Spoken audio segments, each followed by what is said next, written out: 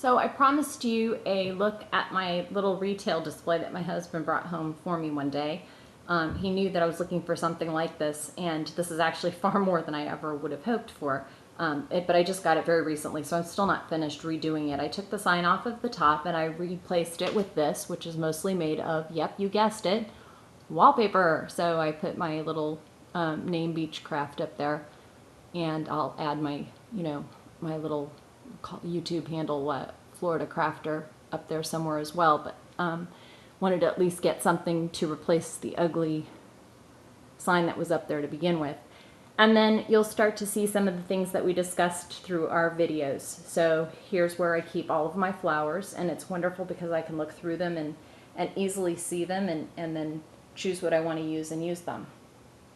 And then my little boxes that you saw with the wallpaper samples that are 6x6. Those are some craft books that I have on the left. And then any other little doodads that I use. And of course the actual 8.5 by 8.5 wallpaper little books that I made for being able to easily sort through and find the papers that I want. And then I'm going to quickly turn this off, and I'll come back in a second on the other side and show you what's on the other side of the display unit. By the way, it's on wheels, so it moves around really easily. Okay, so this is the other side, and I'm sorry, but I'm in a cramped corner, so I'm only going to be able to show you part of it, but there's the sign on the back as well. And then this is what you saw earlier, the little samples of, or my little holders for lace and trims. And then I have a lot of other papers and things like that that go down below. So that's the back side of it. The rest of it's not finished.